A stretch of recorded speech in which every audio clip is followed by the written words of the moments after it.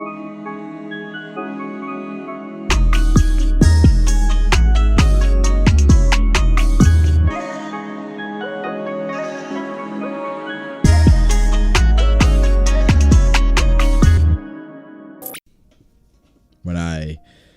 I start these videos, like I'm terrible at like introductions, so I just go straight into the video. But just gotta say before we officially start, it's just like in the community, like I don't know, I've been following you for a while. A lot of people have been following you. It's just like seeing you like continue just the run you've been having and being so positive all the time, and just I guess having those infectious reactions where it kind of takes you back to like sometimes like the original reason why you started watching something. Yeah, it's just amazing, man. So I appreciate you joining me. Dude, I appreciate that, man. Thank you, bro. Man, for real, this is really dope. Because even when I ask people like, who should I talk to about the chapter or about something, like, oh, King Recon, you got to get King Recon. So I was like, King Recon's a busy dude, but I'll try. I'll see if I can, finally talk to King Recon. But we're in Wano, in One Piece, One Piece greatness. And at this point, it's a lot going on, especially with the recent chapter. So I guess I'll just ask you, generally, what do you think about Wano so far? Oh man, dude, I think that, and especially with the way that the anime is going, well, before I get into that, thank you for that wonderful introduction. No I truly do appreciate that, problem, bro. And going back to you and your question, when it comes to Wano so far in the anime, I think that and the current events in the manga, I truly think that this is going to end up being, if not my favorite arc, then like a contender for favorite arc. Okay. It's just the setting, the way it's been paced thus far, with the way the act structure works. Oda's playing around with certain things for the first time. Yeah. Seeing certain characters in certain situations, like for example, whenever we get to see Zoro in his natural habitat is always really cool. Seeing Luffy in a real leadership role is really nice, because we're seeing it with the Straw Hats, we're seeing it with other individuals, which is always the best part about going to new islands. How is Luffy going to interact with these other characters? Right. And so all of those character interactions have made Wano so much fun. And I think my favorite part about Wano, aside from all of that, has been how because whenever we first get a plot point, like for example, whenever we got the stuff going down with Komurasaki and Kyoshido, and we're like, okay, where is this going to lead? And then like 20 chapters down the line, we're like, oh snap, like okay, this is how all of this stuff so it ties back in. Exactly. And Oda's done that a lot this arc, and I feel like he's given us whereas when I first started thinking back to Wano, whenever we were making theories and whatnot for what we thought Wano was going to be, it's unlike what I thought, because I expected us to have like Marineford right off the bat. Whereas instead he took it through the other approaches. I'm so happy he did, because I've come to appreciate Wano and the Flower Capital and just this entire area way more. So I've just been enjoying the arc so much. And then Act 2, man. I mean, I recently just got done rereading it, and I'll tell you what, bro, wow. It's been so good, man. And what do you think so far about it? I think like you, expectations were very high. Yes. Right?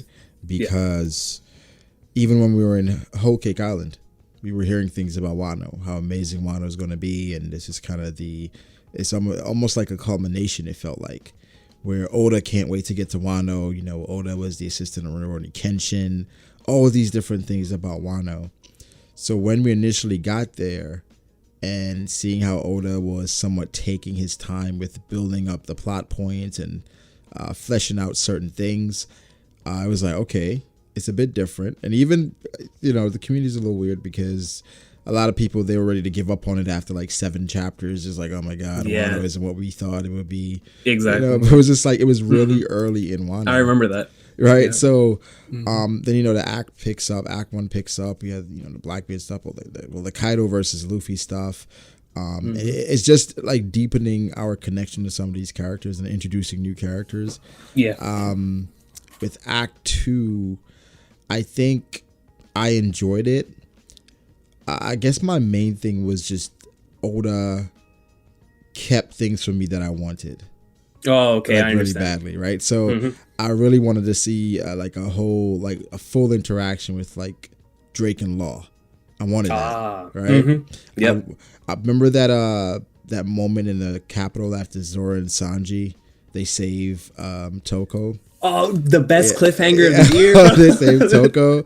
I'm like, I want to see what happens after that. Then we go back to the capital and Zoro essentially just dismantled the Oniwabanshi by himself. It seems by himself, right?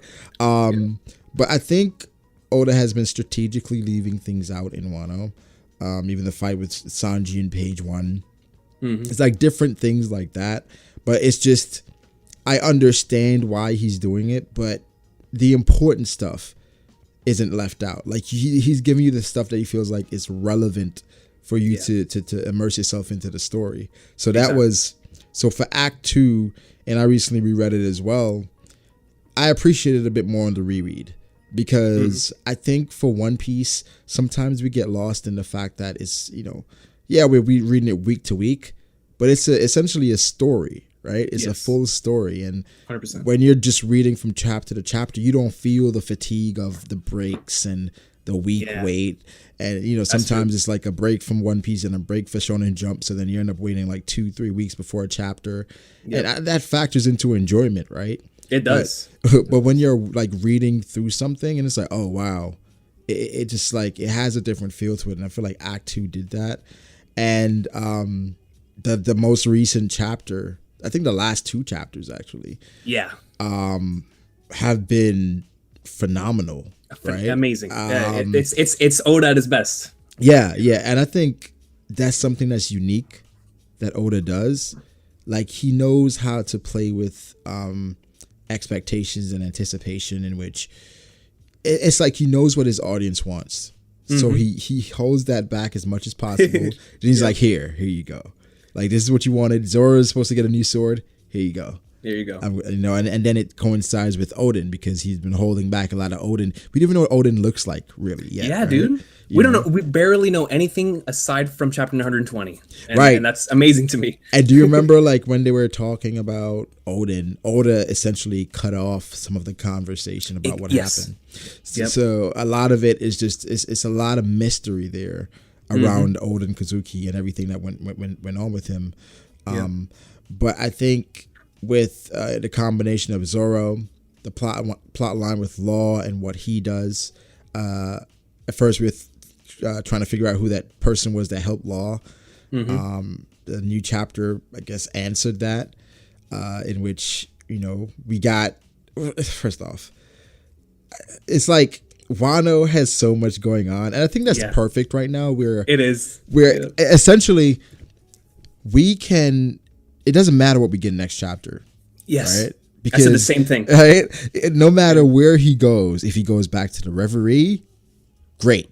If he goes back to Wano, great. Because we're at a place in the story where everything happening is going to be amazing. It's going to be amazing. Right? Yep.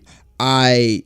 The abolishment of the Shichibukai system, obviously that was something that's been discussed for a while. That's something Fujitora wanted. It happening that quickly, that was a bit of a surprise. A huge shock. Right? Huge shock. Because whenever the chapter started off, it kind of felt... whenever it actually got to that point, I was so shocked because I thought everybody was shocked about the Sabo news. But when we actually got to the panel of, the abolishment of the Shichibukai, I was shook.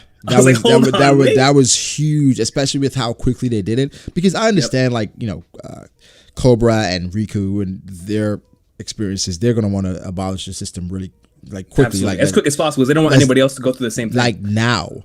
Yeah. But the other kings, I thought there'd be some pushback, but I guess they've even felt the effects of it, where they're like, all right, I guess that's the best thing. And then ultimately I thought that it would be some more pushback because the person who was proposing it isn't even allowed to be here.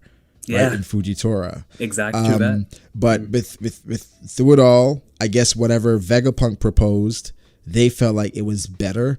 So that got me to thinking, like, okay, whatever Vegapunk proposed, does it benefit these kings, like these countries? Good point. You know, is it something that they have that they can profit off of, where they're like, all right, we can't control these warlords, but whatever Vegapunk is giving, we can control that. It's more profitable, so let's use that.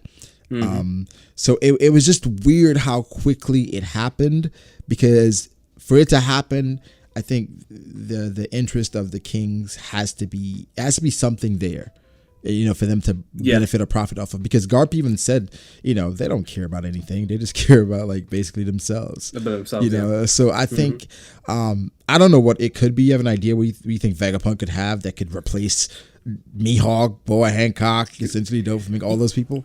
You know, I've been hearing people talk about pacifistas, but I'm like, unless this man is giving pacifistas like lasers at the speed of light with like some Optimus Prime messenger. They have to be more than that. Exactly, they have to be more right. than that, because it's got to be way more than that. So you're losing the world's greatest swordsman.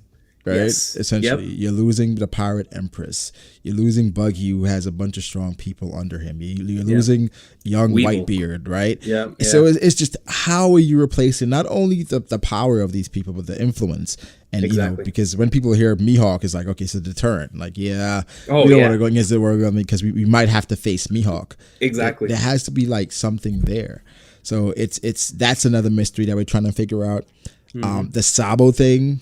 Oh man, dude. I mean, it's definitely misdirection, but the fact that he actually went about actually like not faking it, but making us believe that he's dead. Yeah. It's just like, Oda, what are you trying to plan with this? Like, what are you keeping us away from actually seeing here? Yeah, what's the play? Like, what's in play here? Because, of course, Sabo and Vivi working together, that's not far-fetched. And even going into the Reverie, I felt like Cobra, I didn't think he was going to make it out of there alive. Oh, absolutely not, man. You know, and they said he was already sick too, so it was just like, you know, I thought they would use that opportunity to take advantage of it. And then another fact was Im-sama, in which Im was walking with Vivi's picture, so it was like, what's the plan for Alabasta? Dude, because that's been that one chapter that stuck with me. That's still my favorite chapter of last year. And those particular panels with him holding or with him showing Luffy and Blackbeard and Shiroshi, and Shiroshi's in particular has a dagger through it. And I've always thought about that. Like, is he planning on attacking Fishman Island while all this is going down? And the thing is, Shirahoshi got back to Fishman Island safe. Yes. Yep. Which I didn't expect either. So me neither. That may be part of the plan too, to get her back there. Bro, let me ask you this, because you've been around for a long time. Like, we were theorizing for so long that Caribou was going to spill the beans. Yes. Shirahoshi. That was the whole theory. That was the whole theory. That Caribou was going to tell Kaido, and Kaido in some way was going to figure out where Shirahoshi is and somehow abduct Shirahoshi. Exactly. It hasn't played out that way. It's even funny to go back and look at certain theories nowadays, because it's just like, man, like Oda... It was like, this is obvious where Oda's going with it, and then it's like nothing like it. Like absolutely nothing like it. Just shows just how genius Oda is with it. But with Shirahoshi and everything going with M, even when we saw M in that room, it was almost like a different story, right? Because for 900 chapters, we were told the top of the world government is the Gorosei. That's them. And then to see this different perspective of them kneeling to this one individual. Yes. Right? It was just like, okay, it was like a reset button. Now we have to like break down just the entire hierarchy and figure out exactly how far and how deep this goes. Because if the Gorosei is being controlled by one person, effectively everything that happens is the will of just this one person, which is hella dangerous, extremely, right? And it's crazy.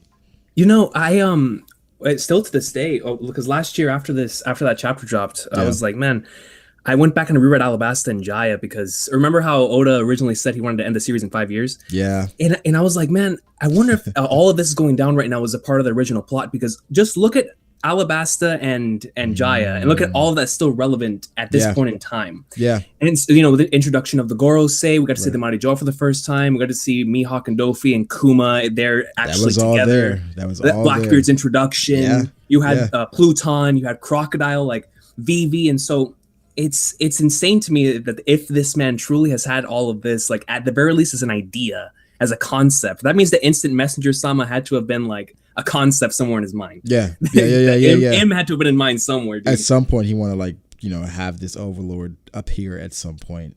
Exactly. But that's an interesting thing. I didn't even think about it like that, where Alabasta, he did say, you know, that was the point where, you know, that was supposed to be the culmination of somewhat. Yep. So if like everything that's going down now, it was supposed to happen, I don't know, 15 years ago. Yeah, for real. because bro, remember in Ennie's lobby, after they opened the gates, that was supposed to be Marineford. Like right behind that, like I who knows what Oda had it originally in mind. He was like, all right, I'll save that for later. And that's the thing about Oda that again sets him apart, is that he knows how to pivot, right? And in the story, he's even said that, you know, if something makes sense, he just adds it into the story.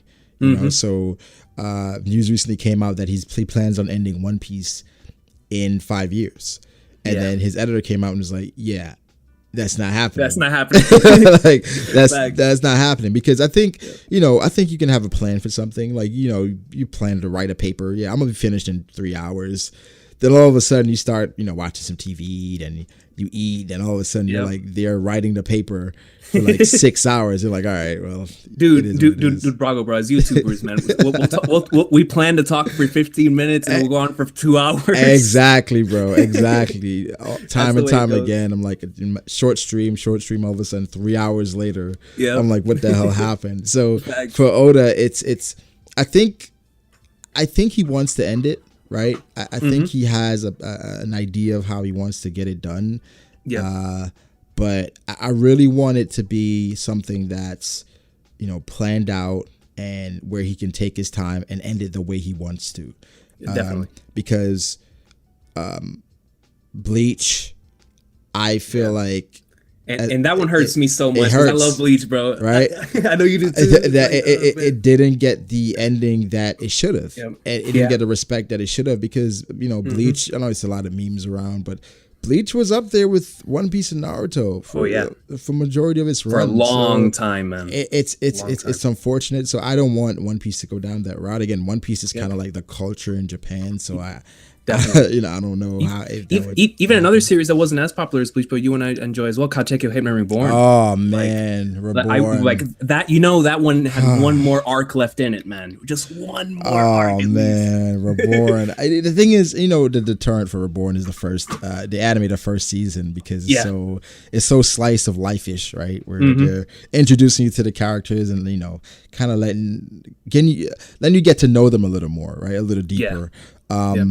Which I mean, I enjoyed, because after that first season, after you get deeper, it kind of makes the story better, because you know these characters and their tendencies. Makes it hilarious too, because you know the jokes that they make.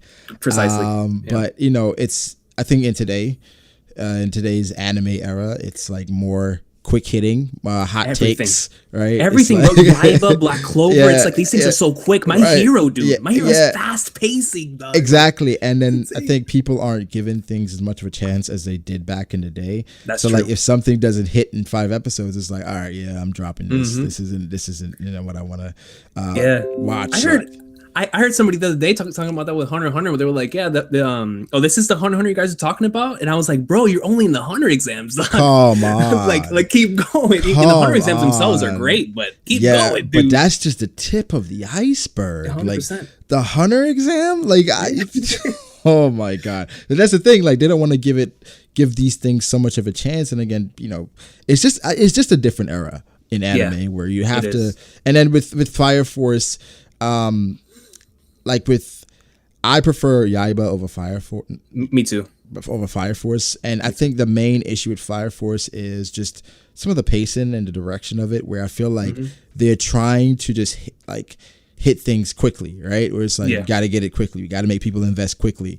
When it's just, for some of my anime, I want it to be well thought out, and for it to just have a good, I guess, cohesive story, right? Yeah. If it's just all over the place, it feels like a one-off from episode to episode. It's not as enjoyable, you know. So it's insane that One Piece, these many years later, is just still at the top It's still, dude, it's insane to me, man. Like, with both of us being like fans of sports, you know how they talk about like LeBron has had this reign for so many years, but he hasn't won all those titles. Oda has won the titles, bro. Over and over and over again, and it's like it's quality. Like he cares about the series. Yeah, I mean, it's just, you know, when I remember maybe it was 2 years ago where it was a report that came out that Oda was really sick and then he had to take a break. Oh, and yeah, man. Yeah, it was like it was during Dressrosa. And it was like a 3-week break, I think. It was like a random break where there's like, Oda, you know, I was like, oh shit. Like, and then the conversation was, okay, is Oda going to live to see the end of his series? Because I remember that. Because reports even came out, Oda's only sleeping 2 hours a day. 2 hours a day, yeah. Right? And it's like, I was like, whoa, that's kind of insane. But you can see just how obsessed he is over like this story. Like this is his life's work. I remember reading a Viz interview from him, and he said the reason why he does that is because if he sleeps more, he won't get the creative ideas that he would get if he were sleep deprived. So I was like, wow, man. Like he even goes to that extent to where he's like, no, I don't want to have the first idea. I want to have the 5th idea. That's the one that's going to work. You know what? I understand that because if I go to sleep, right, and I'm like, I'm so refreshed, I'm like good, I don't want to create, right? Yeah. Like I feel like I create best when it's, you know, late at night and I'm just thinking, I'm trying to figure something out, and it's like all of a sudden like all these things start coming to me, and I'm super tired, but I'm like, nah, I gotta get this. Yeah, you gotta keep going. I feel you, dude. Going. Me too. You know, it just like, so I can understand it where he's like, no, like, and then sometimes even if you try to go to sleep while your mind is in a creative state, you can't sleep because that's all you're thinking about. And then sometimes after you sleep, because one time I did it where it was something in my mind and I was trying to create, and I was like, I started recording it, and I was like, you know what, I gotta be at work tomorrow, let me go to sleep. When I came down the next day, it was just like a completely different vibe. I couldn't even finish that actual like video just because of how much different I felt. So I can understand, like, if you like say he's in the middle of, you know, zone, he's like, no, like I'm here. I feel like I have something, you know. And again, it's a lot of expectation because of the quality of the series throughout. And I'm sure, you know, he's heard the criticism of pre-time skip versus post-time skip. Oh, for sure. You know, so I'm sure he's always trying to live up to that. And I think he even mentioned, he talked about Enies Lobby, and he said after that he wasn't sure if he'd ever get back to that. Yeah. Which is incredible to me, considering how many people now consider like Sabo to be the emotional peak, or Marineford or Whole Cake to be the emotional peak, and it's like, wow. In Oda's mind, Enies Lobby's still like, he doesn't know if he's topped that. Yeah, exactly. So like, I mean, it's just the expectation. And again, he's been on top for so long. He's had to, you know, carry the mantle essentially, right? Where it's like he's gone through eras. Now it's just, you know, he's there with My Hero, Black Clover, Yaiba. I don't know who people are saying is up next now. So it's insane, man. That One Piece greatness. Facts. Act 3 is on the horizon. People are saying that next chapter we probably get some more reactions from around the world to the Abolishment of the Shichibukai system. So people are saying that we go to Wano. I was thinking that it could be a bit of both, where we get some reactions and then you go to Wano to kind of end the chapter, like chapter 925, kind of like that. Yeah, exactly. Which that was a great chapter. I enjoyed 925. Oh, me too, dude. I'm a Blackbeard tart, so when I saw him, I was like, "What? Right? It's the first time in 10 years we." You know what's funny? I think Blackbeard is the character in One Piece where it's legitimately split, other than Zoro and Sanji, right? Yeah. But I think it's more Zoro fans than Sanji fans. But I do too. Yeah, right. I do too. There's so many Zoro fans. There's a bunch of Zoro fans that aren't even One Piece fans. Exactly. You know what I mean? But Zoro's so raw. They're like, nah, I like Zoro. And then, bro, the way Wano's doing it, I can't blame them, bro. I can't blame them. Have you seen the anime? Oh my god.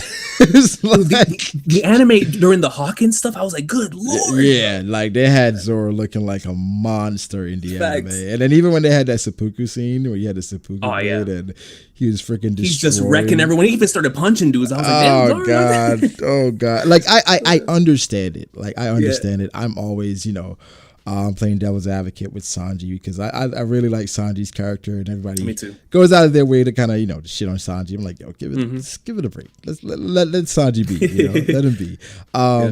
But I guess for Blackbeard, I think he's the one character where it's like legitimately split, where people love him, right, and love seeing him on screen. Then you have people that hate him because obviously the Ace stuff and just him as a character, because people feel like, you know, I had somebody call me a sociopath because I like Blackbeard and Kid and Dofi. I'm like, I know how much you love Dofi, bro. I'm like, they're just dope characters. They're just dope characters. I can't help it, you know? Yeah, it's just the way they're written, bro. Like, we don't have to agree with them. We just know that they're raw. Exactly. That's it. Like, so for Blackbeard, I think he's the character in which you're never really sure what he's up to, but you know he's capable of anything. Right? That's why I love him so much. He's the most unpredictable character in the series. So that's why 925 was great as well, because after, you know, you see Moria pulls up, and then all of a sudden you see Absalom. You're like, oh, wow, Absalom's alive. Then, oh, wait. And it's not it. I was so shook. I was like, wait, what? Absalom is dead? Okay. Another wonderful thing about being in the community is, remember, for all the years, they were like, yeah, Shiryu's going to have the Josu's diamond fruit. Josu's diamond fruit. With something else. Like, he has Absalom's fruit. Like, nobody expected that at all. That was insane. At all, bro. So then, you know, with Blackbeard basically just, you know, coaxing Moria. And then what I like about Blackbeard as well is that he's up to date with information. Yes. Like, he knows what's going on. You think he has a spy, like, inside of He has to, bro. He has to. Like, he's like, oh, yeah, you know, the revolutionaries fought the admirals, and, you know, all this is happening. Big Mom, she's on her way to follow Luffy to Wano. And it's like, oh. Yeah. Okay. Like, he knows who's feeding him this information? Right. Like, he's just there sitting at the top of his perch, just waiting. Then the abolishment of Shichibukai happens. He's like, all right, it's time to move out. If they don't want it, I'll take it for myself. So, you know, that's another discussion, right? Yeah. So in the manga stream translation, it said them. Yep. So people, like, of course, would assume that means the warlords. Like, he's going to go and try to recruit the warlords. Or the ancient weapons. Right. Or if Kuma and Sabo are assumed to be dead, then both their fruits. They're devil fruits. Yeah. And in the viz, it says, it says it. And he says, if they only want to take it, right? Which I think that adds more context too, because he said if they're just gonna take it, they don't plan on using it. He's like, I might as well take it for myself. For sure. So that completely leans me towards the ancient weapon, right? Which would be fascinating. Right. Now, which one is he talking about? Most people leaning towards Pluton. Yeah, Pluton. It would be a dope thing if Blackbeard already knew about Shirahoshi. And he makes a move on, like, both at the same time. I think, and that's a possibility, because there has to be a reason why. What about if Caribou's working for Blackbeard instead of Kaido? Like, we don't know. Yeah. Caribou, that dude, he's slimy, right? Luffy said he's turned over a new leaf. I don't know, but Luffy, somehow he's normally a good judge of character. Yes, so he is. We'll see what comes of that. But Blackbeard is somebody. I mean, do you think that can't be who Shanks went to warn Gorosei about, right? Like, they already know about Blackbeard. Yeah, I know, right? That's what I don't know, man. Like, half of me says Rocks or Blackbeard, but then the other half, it could be someone maybe we've never heard. Well, it can't be someone we've never heard of, because he said a certain pirate. Oda would never do that. If I wonder, man, like that, because I think it's gonna be something out of left field. I know we all assume it's like, oh, Rocks, so I think it's gonna be something out of left field. We're like, oh. That's why he was saying to worry about this pirate. Do you think it's relevant to Onigashima, or is this post Wano? I think it may be relevant, because what if the pirate is like Bonnie? Yo, I mean, Bonnie's extremely dangerous no matter what happens. If she goes to Wano, she can make Momonosuke and Kinemon into their normal age they are right now. Yeah, she should be able to do things like that. So for Bonnie, she's a mystery. Like, again, I kind of going out himself to go apprehend Bonnie from Blackbeard, knowing how much he hates pirates. Yeah, it must have been pretty significant. She must be pretty important to the world government. So absolutely, I can't wait till we find out exactly, you know, all we know about her. And then, you know, we saw how she has some connection to Kuma in some way. So it's like, you know. And that just makes me think that whatever happened, because I saw a couple comments last week that were saying this, and I completely agreed, where Bonnie had to have had, if Kuma or whatever happened with Sabo and Vivi, if they escaped together or whatever the case may be, Bonnie had to have been involved in that if it was involved with Kuma. You're right. So maybe Bonnie aided Sabo in escaping. Yep. By turning them into kids or grandparents. Exactly. Maybe she did that. Something that's been floating around as well is that Sabo put Kuma out of his misery because he knew he couldn't save him. Hopefully Bonnie didn't see that as like an act of just, him just killing somebody she cared about. Pissed off. Because she'd be pissed. But again, that's the thing. It's so much mystery there because they said it's an assassination attempt and there was blood spilled. It was a death. So it's a lot to go off of. And, again, that's what makes it amazing. But Act 3, what are your predictions? What happens in Act 3? Oh, man. Well, if we're going, I think do you also think there's going to be 5 acts? Just based on the Kabuki play structure? Yes. Okay, so in this act, based on what Oda said at the beginning of the year, I'm expecting to the very least see a portion of Odin's flashback in Act 3, if not maybe the whole thing. Yeah. I'm expecting us to see the possibly a stealth mission at the Fire Festival. And then whatever this shocking and or tragic incident is supposed to end Act 3, if Oda wants to go with normal Kabuki play structures. Now, whatever that shocking thing is probably connected to the current Law Hawkins whatever plot. Okay. Or it could be connected to something completely unrelated, something maybe like people have been protecting Sabos and Onigashima thanks to Kuma, or whatever the case. Like maybe it's connected to the Shibukai showing up in Wano, or whatever a shocking incident takes place that's going to turn the tides of the war in someone's favor is going to happen at the end of Act 3. Yeah. But in terms of like the actual battle, I'm not sure because Act 3 could very well be the quickest act, but it could also be the longest act. And so I'm not sure because Act 3 could literally just be the beginning of the Fire Festival. People get there, and then we get to Act 4. Act 4 is the longest, and Act 5 is the resolution. Yeah. So I don't know, but it's going to be interesting. If we're just talking about what I hope for, I want to see Mr. Prince Sanji. Just going out ham in terms of his. In terms of collecting information and doing his thing in the Fire Festival, so that no one knows what's going down. Yeah. That would be so beast. I think I would love for Sanji to do that. I think I also want I want to see what's going on with Kid, right? Yes, I want to know what's going on there. I would like I guess some more information on the numbers. Definitely. Right. Some more information on King, exactly what's going on with him. And I would like a cool twist with Big Mom and Kaido, where they're both kind of playing it coy, right? Like it's an alliance, quote unquote, but they both plan on betraying each other. Big Mom more than Kaido because she has vested interest, and Kaido has something that she would be interested in King. Yes. Right. So. I would like some more information on that and Odin. Definitely. I want to see a flashback. Oh, me too, bro. A Mont Blanc Nolan level flashback. Yes. We need that. Just showing.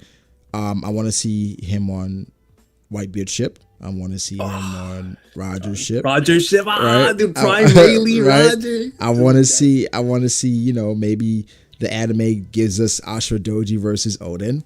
Oh yes. Give us that. Give us some history of Enma and what is it, Habe no Abukiri? I forget the name of the sword. But give us some information on those two as well. Show us Odin wielding them, to show us his potential with it, so that we can kind of scale Zoro, and Zoro's gonna bring the best out of them.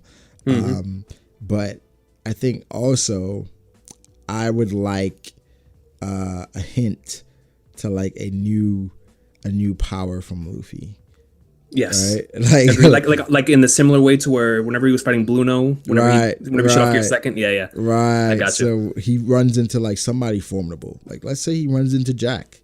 Right? Okay. And we know Jack fought for 5 days fighting Neku and Inu.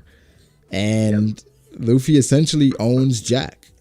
And then we're like, oh, okay, this is a different is a different Luffy here. Right? I would definitely like that. But I'm also interested in the Wano lore. I'm skeptical of Hiyori still. A bit skeptical, Okay. Not as skeptical as I was of pudding, because we saw the pudding thing coming. Like, yes. It was just, you know, I was just all there. Yeah. But she's a bit worrisome, right? Yeah, Hiyori's definitely, you know, as much as I would love for her to continue to be on our side, because her interactions with Zoro are amazing. Yeah. But there definitely is a level of mystery still to her, for sure. Yeah, I think she wants like Orochi for herself, but I'm hoping it's just that, and she hasn't, basically, because she's been around them for so long, she's a part of them now, right? Like where she's blaming her dad for some of the failures of the Wano country, because essentially he was trying to open the borders, and because of that, that's what, you know, Kaido occupied and all this different stuff. And her connection to Kyoshiro. And Kyoshiro, you know, obviously there's something there because he saved her. He didn't kill her. Exactly. And then it's not aligned with Orochi, because Orochi sent Kamazo after Hiyori, you know, as to take her out. So it's a lot of mystery still left, and I think we're in for some amazing stuff, bro. I think 956 is just the tip of the iceberg. Oh, no question, man. Like, you know how it's been trending on Twitter? Yeah. Yo, it's going to start trending every week. Bro, the last 2 weeks, One Piece has been trending on And it's insane Twitter. because it's on a day that it's not the official release. No, so it's not. insane, yo. Did you see I think who retweeted the scan? Oh, it was Toei, bro. Toei. I was like, yo, are we being serious, dog? Toei, like, you just spoiled every anime only. Yeah. And people who read it official, dog. That's crazy. You know what it is? I think they saw it was trending and they tried to capitalize off the Absolutely. hype. Where I think now is a time for them to definitely look at, I don't know, like maybe you have to figure out a way to have the official come out maybe the same time as the scans, or not too far behind, because with the scans, it's creating a whole lot of buzz, and you want to be able to capitalize on that with the official accounts, right? So hopefully that's a thing that they're working on. Of course, they already have the Manga Plus and the Viz app and all this stuff to try to do that, but you know. And not only that, dude, like I don't understand why more companies aren't diving into the pool that is YouTube.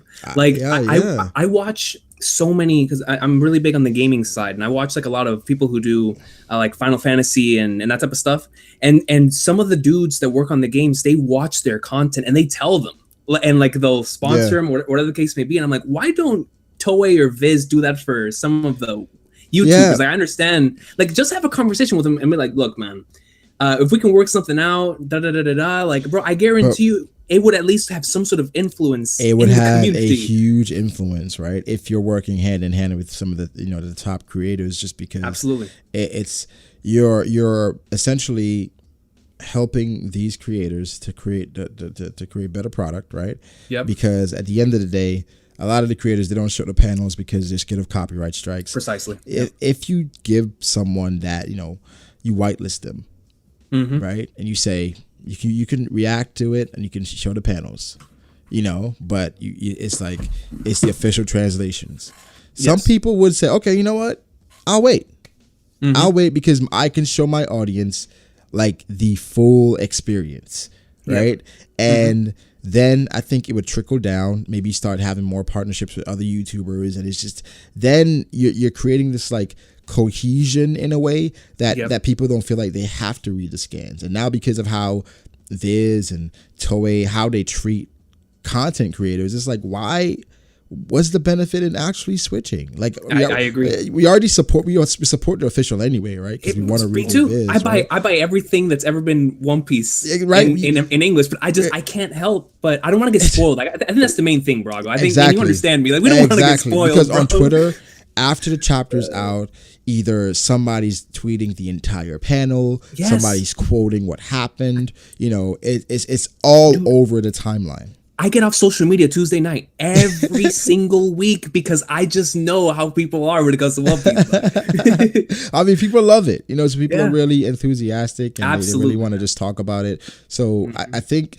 there's an opportunity there for Viz to improve and to just look at different ways in which they can help the content creators, and then essentially it trickled down to the viewers as well, because they would see if somebody's live reacting to the chapter and they can see everything. It's just a better experience. And then definitely, I mean, look at the Dragon Ball community, how super exploded because of reactions, man. Yeah, and everybody was watching reactions for that stuff. And I feel like I'm always seeing like the Dragon Ball creators. They're always like working with Bandai. Like they're yes, that's true. Like they're always doing something with Bandai, and you know it's just like with Viz. I know they do. They have this thing that they do where it's like don't spoil. Or have you seen it?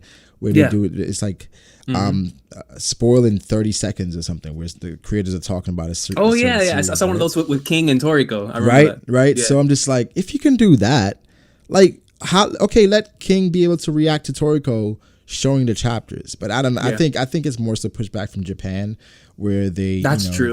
They're very strict about that. Yeah, it's a different culture. So with them, they're just like, nah, we don't care about it. You know, it's whatever. Yeah. Our series are going to be popular anyway. So screw those YouTubers. But you know, and I just wish we could come to some sort of, because I feel like.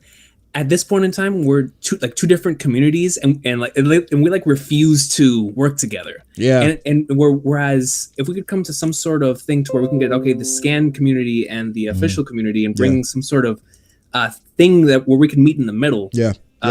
Because when we all love One Piece, dog. Like that's the main like we all love the series in it. Like we all love it. That's why you can't wait once it's out.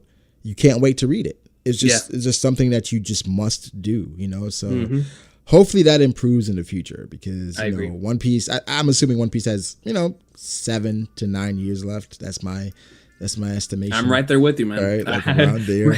So we still have a lot of time left, but you know, if they're gonna get on it, they got to get on it now. Yeah. But yeah, bro. I think we talked about pretty much everything, man. Yo, I gotta have one more question before we leave. Sure. Bro. Because I have you on here, I would love to have your thoughts on what do you think about all 5 of the current emperors being on Onigashima at the end of the arc. And the reason why I ask this is because this might be the last time we could have all of them in one place at one time. Because I feel like after this, the new generation truly sets in. Yeah. So what do you think about all of them having that one meeting at the end of the arc? If it's in battle, if it's not in battle, whatever the case may be, what do you think? When you put it that way, I actually just got really hyped for a second because essentially it's hitting a bunch of buckets, right? Yeah. Because one, we get to see Blackbeard and Shanks face off without actually facing off, right? Yes. It's almost like, okay, no, I'm coming after you now. Secondly, we could probably see the Luffy and Shanks moment after Wano before heading to Elbaf, or maybe they go to Elbaf together. Then it's just seeing all the emperors in one place. It's like it's gonna be the panel of the series. Bro, when like one of my favorite chapters, was it 434 with Whitebeard and Shanks? Dude, I remember one night. It was a random night after a call. Yeah. We were sitting there rereading that chapter. I don't know if you remember that, but I do. Yeah. I do remember that. I do remember that for sure. Like that's my favorite chapter in the entire series. So it's just such an amazing chapter. There's so much clout, bro. It's a lot. It's a lot, bro. And if we get Shanks, Blackbeard, Luffy, Big Mom, and Kaido, yeah, bro. I don't know. I don't think the community will be able to handle it, bro. I don't think the moment the spoilers drop, everybody be like, "Run, bro!" Yeah, because look how crazy people are going off of this chapter. Yeah, right. Yep. If it's a chapter in which we see a Blackbeard and Shanks dialogue, like direct dialogue, and maybe Shanks reveals something about Blackbeard that we didn't know. Oh, right? Man. Or vice versa. Right. Yeah. And Blackbeard's like, no, I know who you are. I know what you really are. Yeah. Right? It's like, yo, I saw you enter the Goro Saves. Yeah, right? Like, what are you doing with the world government, Akagami? Like, that would be amazing, bro. Oh, man. I think the thing is, for that to happen, Blackbeard would have to go to Wano for some reason. Shanks would have to go after him. And then there has to be a moment where it's like a cease fighting, and then you have Luffy, Kaido, Big Mom, Shanks, and Blackbeard. They're just like, it's like almost like an unofficial round table. Yeah. Where it's like, and then what would be cool is like after that, Oda kind of mimics that entire thing, and then he gives us like the new generation, like who's next up, because it's going to be after Big Mom and Kaido falls, you're going to have people jockeying for position. Oh, no question. And trying to like establish themselves, because it's going to be a whole lot of territory out there for them to conquer. So I would love that, bro. I would actually love that a lot. I'm not gonna lie. The reason why I brought that up is exactly what you just said with the whole territory thing, because I was thinking about what Walpole told Morgans, or Walpole. Well, I'm going to assume Walpole told Morgans is that Vivi is alive with the Straw Hats. Yeah. So let's just say the Cobra is dead. Can you imagine how the world would react when the top superpower in Alabasta is allied with a Yonko? Yeah. Yo, it's gonna be crazy, because it's gonna be Shirahoshi allied, another ancient weapon. Then you have Wano, and you have them allied alongside Luffy. It's gonna be insane, bro. Luffy's gonna have so much power behind him. And the thing is also, if it's after Wano and the headline is like Luffy takes down Big Mom and Kaido, and then all of a sudden Luffy's allied with Vivi, Luffy's allied with Shirahoshi, Luffy's allied with Dalton. Luffy's like, it's like, wait, is it like? You're gonna be seeing like Most Wanted Man. Right. And then they're gonna probably have to have an emergency meeting, because at that point, Riku as well, right? It's a bunch of people. Which is it going to be a civil war? Like, what's going on here? Like, exactly. Like all these people are allied with this new Yonko, this kid who has Nico Robin on his crew. So that's true. That's even adding to the danger there, you know. So. Man, bro, like the anticipation and the possibilities for the end. As much as I want to find out about what's going to happen, it's like bittersweet, right? Because dude, because then it's gonna be over. Then it's over. Then it's over. And I don't think Oda's gonna do anything after One Piece. No, me neither, man. I feel like Oda's the type of dude that he respects when a series finally ends, and he's like, all right, it's done. Moving on to something else. But he realized he did everything. You know how Kobe sometimes will say, "I left everything there. I have nothing to regret." I think that's how Oda is going to be. Exactly. That's why the series has been so long, where he's getting all of his ideas, all of the information out there. Maybe after you get some OVAs, right? Where it's like maybe some remastered things, like a more condensed way to watch the series. Maybe a prequel. Oh man, dude. Prequel, right? The Roger Pirates, we see the Roger, the Whitebeard journey, all that, Marco coming up. See what happened to Rouge real time. I would actually like that a lot. Me too. I would actually like that a lot. So it's a lot to look forward to, bro. I really can't wait. But man, Recon, we were supposed to do this for like 15-20 minutes. It's been almost an hour now, and I didn't even notice, bro. right, exactly, because there's still a lot we could talk about. But man, I appreciate you joining me, bro. This was amazing, man. Thanks for having me on, bro. We definitely need to do this again soon. Anytime, whenever you're ready, you can come back on this channel anytime, guys. If you want to subscribe to King Recon, the link will be in the description box down below. Just mind-blowing, amazing content. You can just go and check them out. I'm telling you, you're gonna love it. You're too kind. Too kind. just honest, bro. So if you like the video, make sure to like and subscribe for more content like this, and we'll catch you guys in the next one. Peace. Have an awesome sauce of a day.